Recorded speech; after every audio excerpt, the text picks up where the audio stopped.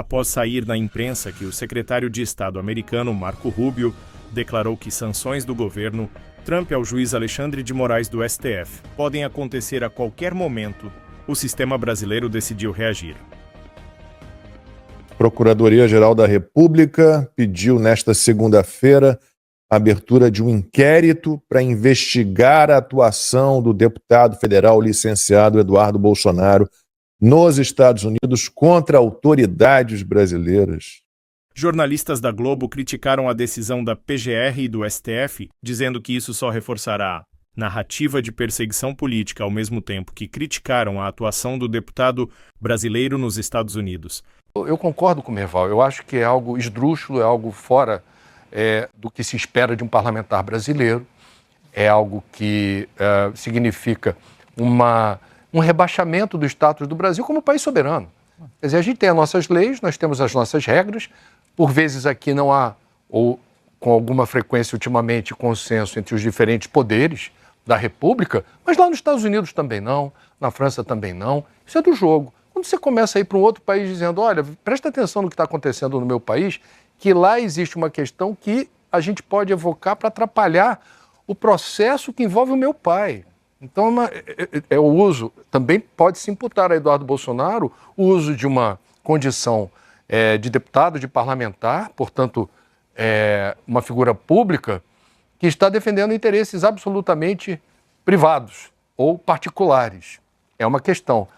Eu, sinceramente, acho que é um imbróglio e acho que essa investigação empodera, é uma opinião, o que Eduardo Bolsonaro está fazendo. Ele vai se vitimizar, vai dizer, olha aí, eu não falei? Era o meu pai que estava sendo perseguido, agora sou eu. Como é que ficamos? É uma possibilidade. Isso pode escalar lá fora a partir da percepção de que, de fato, o Brasil é um país que vai ficar preocupado com que quem não está no Brasil, está nos Estados Unidos, sofre os efeitos de uma ação do Supremo aqui no Brasil. É um rolo. Do ponto de vista jurídico, não me parece muito simples, não.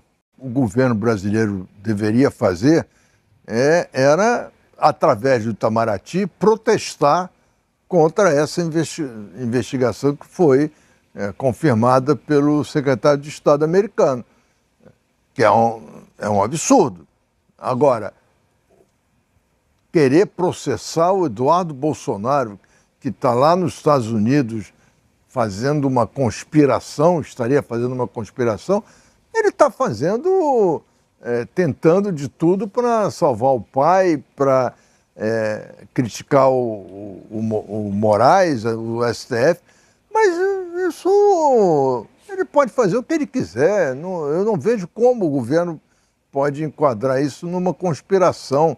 Eu acho que o governo tem que reclamar com o governo dos Estados Unidos, que está anunciando uma pressão sobre um ministro do Supremo.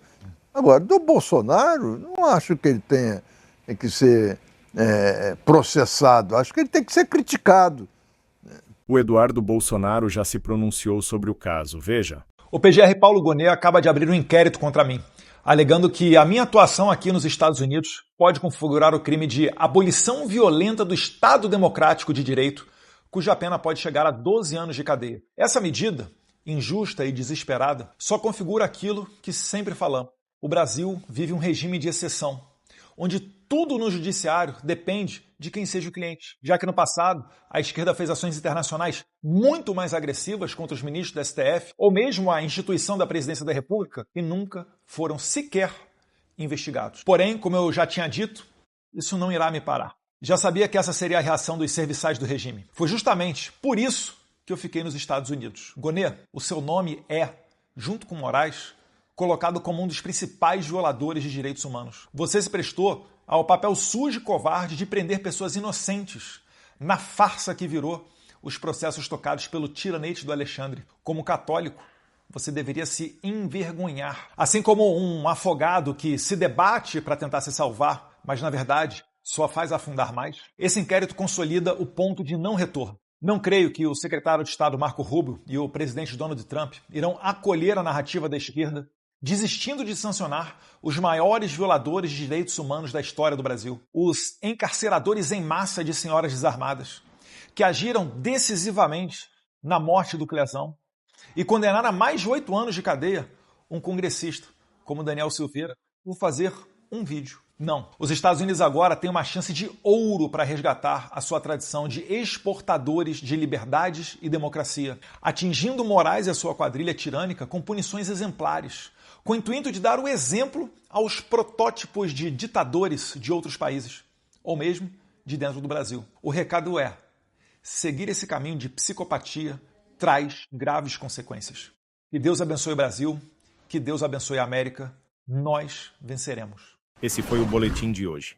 Sua inscrição no canal e participação interagindo com a gente são bem-vindos. Obrigado.